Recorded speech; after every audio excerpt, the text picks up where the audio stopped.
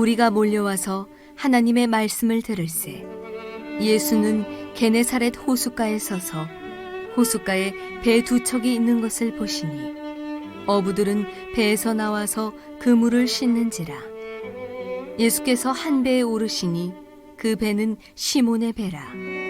육지에서 조금 떼기를 청하시고 앉으사 배에서 무리를 가르치시더니 말씀을 마치시고 시몬에게 이르시되 깊은 데로 가서 그물을 내려 고기를 잡으라. 시몬이 대답하여 이르되 선생님, 우리들이 밤이 새도록 수고하였으되 잡은 것이 없지만은 말씀에 의지하여 내가 그물을 내리리이다 하고, 그렇게 하니 고기를 잡은 것이 심히 많아 그물이 찢어지는지라. 이에 다른 배에 있는 동무들에게 손짓하여 와서 도와달라 하니 그들이 와서 두 배의 채움에 잠기게 되었더라.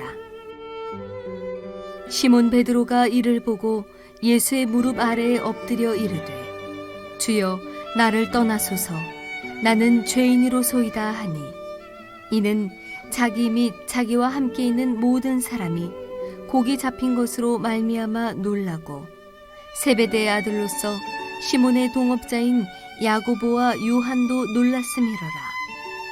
예수께서 시몬에게 이르시되 무서워하지 말라. 이제 후로는 네가 사람을 취하리라 하시니, 그들이 배들을 육지에 대고 모든 것을 버려두고 예수를 따르니라. 사랑과 은혜가 풍성하신 하나님 감사합니다. 오늘도 주의 임재 앞으로, 주의 거룩한 보좌 앞으로 나아가는 우리 성도님들 한 분 한 분 주님께서 붙잡아 주시고 기억해 주시고, 우리가 드리는 삶의 예배, 영과 진리로 드리는 바로 이 예배를 주님께서 기뻐 받아 주시옵소서. 거룩한 날로 우리가 구별하여 드립니다. 이 날을 복되게 하시고 주 안에서 참 안식과 평안을 누리는데 조금도 부족함이 없는 우리 성도님 한 분 한 분이 되게 인도하여 주시옵소서. 주의 말씀 들을 때 아멘으로 화답하고 그 말씀 우리 삶에서 실체화될 수 있도록 우리 삶에 역사하여 주옵소서. 감사합니다. 우리 주 예수님의 이름으로 간절히 기도하옵나이다. 아멘. 아멘.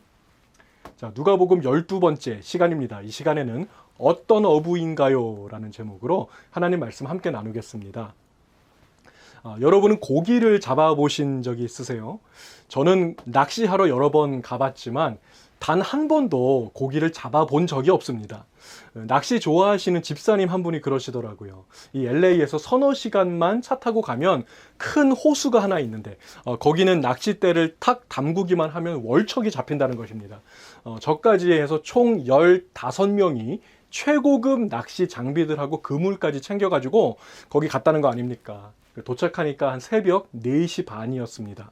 큰 보트를 타고 호수 한가운데로 가서 이 낚싯대를 탁 담그고 그물도 착착착 내리고 합심 기도까지 뜨겁게 했는데요. 그날도 완전 꽝이었습니다. 한 마리도 못 잡았어요. 한 아침 9시까지 하다가 다들 지쳐서 그냥 집으로 돌아왔습니다. 참 놀라운 것은 옆에 있는 다른 보트를 보니까 진짜로 사람 다리통보다 더 큰 월척을 잡아 가시더라고요. 여러분, 고기 잡으러 가실 때는 웬만하면 저는 좀 빼놓고 가세요. 제가 끼면 고기가 안 잡히고 고기가 다 도망가더라고요. 갈 때마다 이렇게 죄송한 마음이 듭니다. 오늘 본문은 예수님이 베드로를 비롯한 어부들을 제자로 부르시는 장면이죠. 내가 너희로 사람을 낚는 어부가 되게 하리라, 요 유명한 말씀을 하신 대목입니다. 자, 그런데 오늘 우리가 읽은 이 누가복음의 말씀과 다른 복음서들을 동시에 놓고 비교해 보시면 내용상의 차이점이 대단히 많습니다. 자, 누가는 완전히 색다른 관점으로 오늘 사건을 바라보고 있다는 거예요. 어떤 결정적인 차이점이 있는지 먼저 마태복음의 말씀, 마태복음 4장으로 한번 가보겠습니다. 자, 마태복음에는 갈릴리 해변이라고 하는 지명이 나옵니다. 예수님이 갈릴리 바다의 해변가를 다니시다가 베드로와 안드레가 그물을 이렇게 던지고 있는 걸 보셨어요. 그리고 말씀하시되 나를 따라오너라. 내가 너희를 사람을 낚는 어부가 되게 하리라. 자, 그러자 그들이 곧 그물을 다 버려두고 예수님을 따르기 시작했다는 것입니다. 또 조금 더 가시다가 보니까 야고보하고 요한이 그물을 깁고 있는 것을 보시고 또 그들도 제자로 부르십니다. 자, 여기까지가 마태복음의 기록입니다. 이번에는 마가복음 1장으로 한번 가보겠습니다. 사실 마가복음은요, 마태복음하고 똑같습니다. 거의 그대로 카피를 해놓은 것이 아닌가 할 정도로 몇 가지 단어 순서만 좀 다르지 95% 이상 내용이 똑같습니다. 굳이 순서를 따지자면 마가복음이 먼저 쓰였거든요. 그러니까 마태가 이 마가복음을 보고 그대로 옮겨놓은 것이 거의 확실합니다. 그런데 오늘 우리가 함께 읽은 누가복음 5장을 보시면요, 다른 복음서에는 없는 새로운 내용들이 몇 가지가 추가되어 있습니다. 그래서 분량이 대단히 깁니다. 그리고 지명도 달라요. 갈릴리 바다라고 하지 않고 게네사렛 호수라고 했죠. 게네사렛 호수. 본문 1절과 2절 말씀 보세요.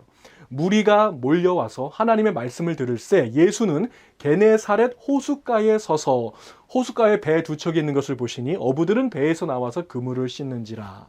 자, 여기에서 왜 오늘 누가복음에서만 게네사렛 호수라고 하는 지명을 사용했는지 살펴보고 넘어가도록 하겠습니다. 자, 게네사렛은 히브리어 킨노르에서 파생된 단어인데, 이 킨노르는 수금이라는 뜻입니다. 비파와 수금할 때 그 수금 있잖아요. 악기예요. 오늘날의 하프하고 같다고 보시면 되겠습니다. 자, 요 호수의 모양이 마치 요렇게 이 하프처럼 이렇게 생겼거든요. 사실 이 호수의 공식 명칭은 갈릴리 바다가 아니라 게네사렛 호수가 공식 명칭이 맞습니다. 고대 문서나 이 당시의 지도를 보면 갈릴리 바다라는 지명은 없습니다. 그 어떤 고대 문서에도 안 나옵니다. 그건 성경에만 나오는 이름이에요. 그러니까 그 유대인들끼리만, 이스라엘 사람들끼리만 아는 용어라는 것이죠. 자, 이 책의 수신자 데오빌로는 유대인이 아니라 누구예요? 로마인입니다. 이방인이라는 것이죠. 데오빌로는 갈릴리 바다는 모릅니다. 그런데 게네사렛 호수는 알아요. 지도에도 다 나오니까 안다는 것이죠. 자, 누가는 이방인도 쉽게 이해할 수 있도록 성경의 그 용어까지 바꿨다는 것입니다. 우리 한글 성경도 보시면 쉬운 성경이 있습니다. 현대인의 성경, 현대어 성경, 우리말 성경, 세번역, 표준 세번역 이런 것들이죠. 여러분들께도 적극적으로 추천을 드립니다. 이 쉬운 성경 한 권씩은 꼭 구입하시고 함께 보시면 좋을 것 같습니다. 신앙생활 처음 하시는 분들이나 불신자들조차도 쉽게 볼 수 있고 이해할 수 있는 복음서, 그게 바로 누가복음이라는 것입니다. 누가복음은 오늘날의 쉬운 성경과 같습니다. 다시 본문으로 돌아와서 이른 아침부터 하나님의 말씀 사모해서 예수님 앞으로 몰려온 사람들이 있었어요. 참 귀한 사람들 아니겠습니까? 그 이른 아침부터 말씀 배우겠다고 예수님 찾아온 사람들. 예수님이 그들 보시면서 얼마나 이쁘시겠어요. 자, 그런데 그 자리에는 예수님의 말씀에는 별 관심을 보이지 않는 사람들도 있었습니다. 그 말씀을 한 귀로 듣고 한 귀로 그대로 흘려보내는 사람들도 있었다는 거예요. 자, 그들의 얼굴을 보니까 표정이 매우 어둡습니다. 안 좋습니다. 딱 봐도 지치고 힘들어요. 왜냐하면 밤새도록 일을 했는데 땡전 한 푼도 못 벌었거든요. 한숨 푹푹 쉬면서 그물을 막 씻고 있습니다. 그 다음날 새벽이 되면 또 일해야 되니까. 자, 누구입니까? 시몬 베드로와 야고보와 요한. 자, 장차 예수님의 제자, 그 중에서도 가장 핵심적인 사랑받는 애제자가 될 세 명의 어부들인 것입니다. 자, 그들은 예수님의 말씀에 귀를 기울이지 않고 있었다는 거예요. 자, 바로 이와 같은 이유로 인해서 예수님은 의도적으로 시몬 베드로의 배 안으로 들어가셨습니다. 시몬이 아마 그거 보면서 깜짝 놀랐을 거예요. 아니, 주인 허락도 없이 남의 배 안으로 막 들어가면 놀랄 수밖에 없잖아요. 자, 시몬의 주의를 딱 끄시더니 이번에는 시몬에게 한 가지 부탁을 하십니다. 3절 말씀 보세요. 예수께서 한 배에 오르시니 그 배는 시몬의 배라. 육지에서 조금 떼기를 청하시고 앉으사 배에서 무리를 가르치시더니, 자, 시몬의 시선이 조금씩 옮겨지기 시작합니다. 처음에는 그물만 쳐다보고 있었잖아요. 그 그물이 어떤 그물입니까? 한 마리도 못 잡은 그런 그물이잖아요. 처음에는 그물만 바라보고 있었는데 자꾸만 예수님께 눈이 가기 시작합니다. 내 배 안에 그 사람이 타 있으니까 눈이 자꾸 가는 것이죠. 예수님의 얼굴이 보이고 예수님의 음성이 들립니다. 말씀이 들려오기 시작합니다. 여러분, 말씀을 들을 때 뭐가 생깁니까? 믿음이 생깁니다. 믿음은 들음에서 나며 들음은 그리스도의 말씀으로 말미암았느니라. 아멘. 자, 시몬이 말씀 듣고 믿음이 생겼다는 것을 우리가 한눈에 알 수 있는 대목이 있습니다. 말씀을 의지하여 내가 그물을 내리리이다. 오늘 본문 4절과 5절 말씀 보세요. 말씀을 마치시고 시몬에게 이르시되 깊은 데로 가서 그물을 내려 고기를 잡으라. 시몬이 대답하여 이르되 선생님, 우리들이 밤이 새도록 수고하였으되 잡은 것이 없지만은 말씀에 의지하여 내가 그물을 내리리이다. 자, 저는 여기에서 시몬이 그물을 내릴 수 없는 이유가 있다면 어떤 이유가 있을까? 부정적인 이유지만 5가지 부정적인 이유를 좀 생각해 봤습니다. 자, 그물을 내릴 수 없는 이유. 먼저 육체적인 이유가 있을 것입니다. 보세요. 얼마나 피곤할까요? 밤이 새도록 일했다고 했습니다. 지금도 계속 일을 하고 있죠. 그물 싣는 일을 계속 하고 있습니다. 아마 마음속으로는 빨리 하루라도 1시간이라도 빨리 집에 가서 쉬고 싶은 마음밖에는 없을 것입니다. 육체적으로 피곤해서 못한다는 거예요. 자, 2번째 이유. 정신적인 이유도 있을 것입니다. 자, 밤새 한 마리도 못 잡았어요. 낙심이 되고 낭망이 되고 뭐 일하고 싶은 마음이 들겠습니까? 정신적으로 낙심돼서도 못할 것입니다. 자, 3번째 이유, 늦었어요. 이미 그물을 거의 다 씻었다는 거예요. 다시 또 그물 내리면 어떻게 해야 돼요? 또 그 그물을 깨끗하게 씻는 수고를 한 번 더 해야 된다는 것입니다. 늦어서 못합니다. 자, 4번째, 전문가의 입장에서 볼 때 말이 안 됩니다. 이 게네사렛 호수, 갈릴리 바다에 사는 고기들은요, 주로 얕은 곳에 서식을 합니다. 왜냐하면 이 호수 바로 위쪽으로 헐몬산이라고 해서 이제 만년설로 뒤덮여 있는 하얀 그 산이 있거든요. 자, 거기에서 그 눈이랑 얼음이랑 이게 녹아서 내려오는 거예요. 이 호수로 들어오는 거예요. 그래서 물이 대단히 차갑습니다. 그 고기들이 깊은 곳에는 안 살아요. 너무 추워가지고. 그런데 오늘 예수님은 뭐라고 하셨습니까? 깊은 데로 가서 그물을 내려라. 이게 뭐 상식적으로 생각해 볼 때 이건 전혀 아닌 것이죠. 전문가의 견해로 볼 때 못합니다. 마지막 5번째 이유, 타이밍이 안 맞았어요. 게네사렛 호수는 대단히 맑고 깨끗합니다. 그래서 낮에 그물을 내리면요, 그 그물이 다 보여요. 고기들도 그물이 위험한 거 다 알고 그물 피해 갑니다. 그래서 잘 안 보이는 밤이나 새벽에 그물을 내리는 것이죠. 자, 보세요. 시몬에게는 그물을 내릴 수 없는 이유가 적어도 5가지는 있었다는 것입니다. 내 생각과 내 상식과 내 경험과 지식과 이성은 no라고 말하고 있어요.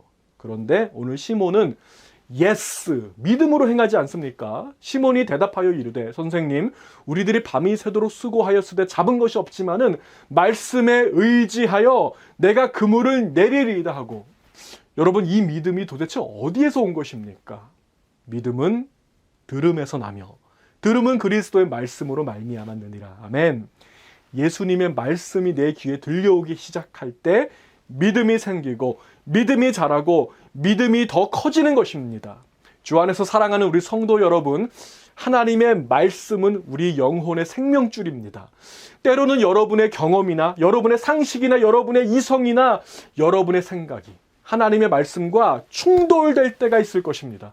오늘 시몬이 그랬던 것처럼 뭐 육체적인 이유, 정신적인 이유, 뭐 경험적인 이유, 이런 이유 저런 이유 해서 하나님 말씀에 no라고 대답하고 싶을 때가 분명히 있을 것입니다. 자, 이러한 충돌이 일어날 때 여러분 반드시 기억하세요.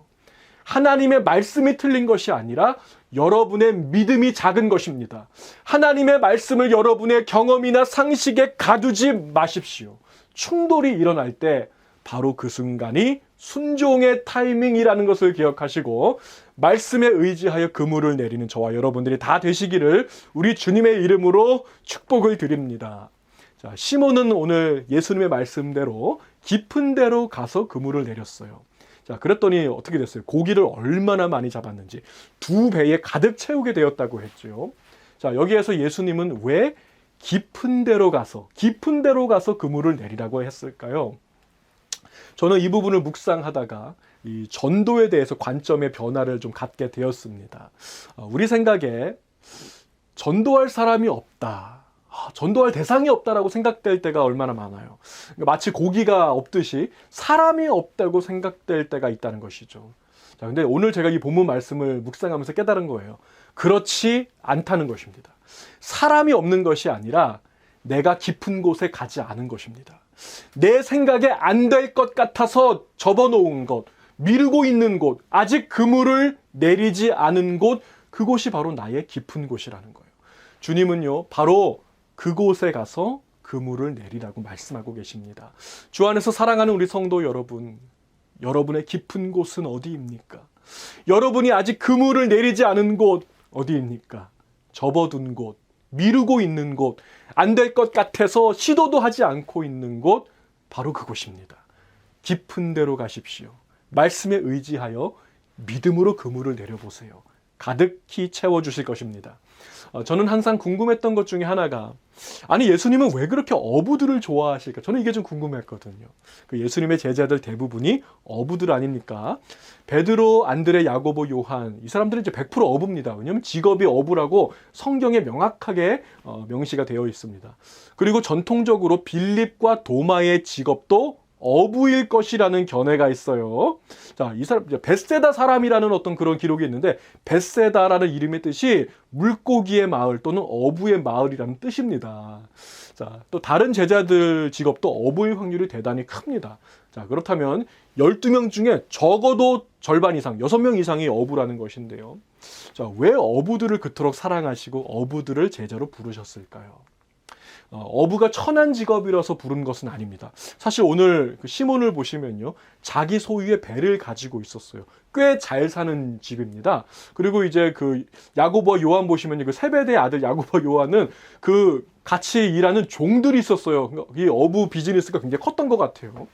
갈릴리 호수 근방에서 고고학자들에 의해서 발견된 고기잡이 배들이 좀 있습니다. 그 배의 잔해들이라든가 그 배를 좀 살펴보면요, 길이가 9m, 넓이가 3m, 상당히 큰 사이즈의 보트입니다. 보통 그 5명 정도가 한 팀이 되어서 고기를 잡는데요. 그 보트 안에 보통 최대 15명 이상 탈 수 있는 굉장히 큰 배예요. 그 당시에 사용되던 그물도 발견이 되었는데요. 우리가 집에 어항에 이제 금붕어 건지는 조그만 그 그물체 같은 그런 게 아닙니다. 장정, 남자 4사람이 함께 던져야지 내릴 수가 있는 엄청나게 큰 그물입니다. 어부는 혼자서는 못합니다. 그물을 던지는 일도 그렇고요. 풍랑이 오면 도추로 이렇게 가는 게 아니라 노를 저어서 가야 되거든요. 4명이 노를 젓게 되어 있어요. 자, 어부에게는 반드시 동업자가 필요합니다. 동역자가 필요합니다. 오늘 시몬 베드로의 동업자들의 이름이 나와요. 10절 말씀 보세요. 세베대의 아들로서 시몬의 동업자인 야고보와 요한도 놀랐습니다. 예수께서 시몬에게 이르시되 무서워하지 말라. 이제후로는 내가 사람을 취하리라 하시니. 자, 야고보와 요한, 시몬 베드로의 동업자들이었습니다. 예수 그리스도의 제자는 혼자서 일 잘하는 사람이 아니라는 거예요. 서로가 서로를 밀어주고 끌어주고 협력하는 사람이 바로 주님의 제자가 될 자격이 있다는 것입니다. 저는 요즘에 목요일 아침마다 우리 개척교회 목사님들 한 10분 정도 모여서 함께 하나님 말씀도 나누고 기도 제목도 나누고 서로 뜨겁게 기도해주고 사랑의 권면도 하고 이런 좋은 시간을 계속해서 갖고 있습니다. 이것을 우리가 흔히 네트워크라고 하죠. 네트워크. 네트가 뭐예요? 그물입니다. 자, 어부들의 도구가 그물이듯이 예수의 제자의 도구는 네트워크, 함께 하는 것입니다. 이 코로나 이후의 시대는 리더십의 시대가 아니라 네트워크의 시대가 될 것이라는 그런 말이 있습니다. 한 사람의 뛰어난 리더가 이끄는 시대가 아니라 서로가 서로를 세워주고 서로가 서로에게 가르쳐주고 서로 권면하고 서로가 멘토가 되어주는 그런 시대가 될 것입니다. 주 안에서 사랑하는 우리 성도 여러분, 여러분의 그물을 씻으십시오. 여러분의 그물을 준비하시고 여러분의 네트워크를 준비하시기 바랍니다. 예수님의 제자의 가장 중요한 도구, 네트워크의 영적 그물을 준비하여 코로나 이후 시대에도 강력한 영향력을 행사할 수 있게 되는 제가 되고 여러분들 다 되시기를 우리 주님의 이름으로 또 축복을 드립니다. 자, 마지막으로 살펴볼 것은 예수님의 그 유명한 말씀이죠. 나를 따라오너라.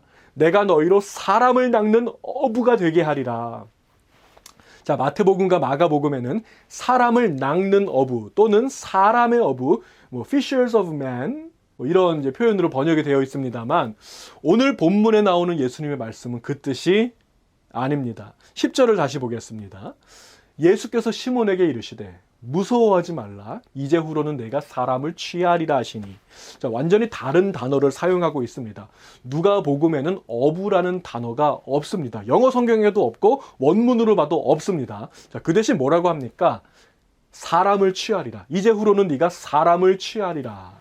자, 여기에서 취한다고 번역된 동사는요, 헬라어 한 글자만 좀 말씀드리겠습니다. 헬라어의 조그레오라고 하는 단어예요. 자, 이 단어는 복합어입니다. 조에이라고 하는 단어하고 그레오가 합쳐진 거예요. 조에이는 생명입니다. 특별히 영적인 생명, 영생을 말하는 것입니다. 조에이. 그레오는 catch, 잡는다는 뜻입니다. 합치면 뭐예요? 생명을 잡는다, 영생을 잡는다, 이런 뜻이 되는 것입니다. 자, 이것이 무슨 뜻인지를 살펴보고 말씀을 마무리해 보겠습니다. 고기를 잡는 사람들 중에는 3가지 종류의 사람들이 있습니다. 자, 어떤 사람들일까요? 첫째로 취미로 고기를 잡는 사람들이 있어요. 취미로 낚시하시는 분들이죠. 이분들께 고기는 어떤 장식품 정도가 될 것 같습니다. 두 번째, 고기를 잡아서 이익을 얻으려는 사람들이 있어요. 잡아먹거나 잡아서 팔거나 고기가 상품이며 어떤 소모품인 것입니다. 세 번째, 죽어가는 고기를 건져서 생명을 살리는 사람들이 있습니다. 예를 들면 오염이 심한 곳에 있는 그 고기를 건져서 깨끗한 물로 옮기는 사람들이 있다는 것입니다. 오늘 본문에서 말씀하고 있는 조우 그레오는 3번째예요. 이제후로는 네가 사람을 취하리라. 이제부터 너는 죄의 오염으로 가득한 세상에 사는 사람들을 건져내서 저 천국으로 옮겨서 영생을 얻게 하는 자가 될 것이다. 주 안에서 사랑하는 우리 성도 여러분, 여러분은 어떤 어부입니까? 어떤 제자입니까? 취미로 예수님을 따르는 자는 제자라고 하지 않습니다. 그런 사람들은 팬이라고 합니다. 눈에 보이는 이익을 위해서 예수님을 따르는 자는 제자라고 하지 않습니다. 그들은 예수님을 이용하고 있을 뿐이죠. 자, 주님의 진정한 제자는 생명을 건지는 일에 헌신하는 자입니다. 이제후로는 네가 사람을 취하리라, 생명을 건지리라, 생명을 살리리라. 바로 이 일에 헌신하는 자, 진정한 주님의 제자, 이 시대 영적 어부의 사명을 신실하게 감당하시는 제가 되고 여러분들이 다 되시기를 우리 주님의 이름으로 축복을 드립니다. 기도하시겠습니다. 사랑의 주님, 은혜와 사랑에 감사를 드립니다. 하나님, 오늘 우리에게 주님께서 구하시는 진정한 주님의 제자, 영적 어부의 사명을 알게 하시니 감사합니다. 주님 말씀에 순종하여 깊은 데로 가서 내가 아직 그물을 내리지 않은 그 나의 삶의 사각지도로 가서 그곳에서 믿음으로 그물 내릴 수 있는 제가 되고 우리 온 성도들 다 될 수 있도록 우리를 붙잡아 주시옵소서. 하나님, 주의 말씀에 순종하여 아버지 한 영혼을 살리는 일에 헌신하는 대가 되기 원합니다. 나의 어떤 이익이나 또 교회적인 이익을 위해 사는 것이 아니라 주님께서 건지라고 말씀하셨기 때문에, 생명 살리라고 말씀하셨기 때문에 말씀에 순종하여 그물을 내리는 우리 모두가 될 수 있도록 인도하여 주시옵소서. 지금은 우리에게 생명 주시기 위해서, 영생 주시기 위해서 그 십자가에서 물과 피를 다 쏟으신 우리 주 예수 그리스도의 은혜와 하나밖에 없는 독생자까지 아낌없이 내어주셔서 우리를 이 생명선에 태우신 하나님 아버지의 무한하신 사랑하심과 오늘도 우리에게 도전하시고 권면하시고 사명을 주셔서 깊은 데로 가서 금을 내리게 하시는 우리 주 성령 하나님의 함께하심, 교통하심이 오늘 주의 말씀에 순종하여 그물을 내리겠다고 다시 한번 다짐하고 이 자리를 일어서는 우리 주의 백성들 머리 위에, 자녀와 사업과 가정 위에 지금부터 영원까지 함께 하시기를 간절히 축원하옵나이다. 아멘.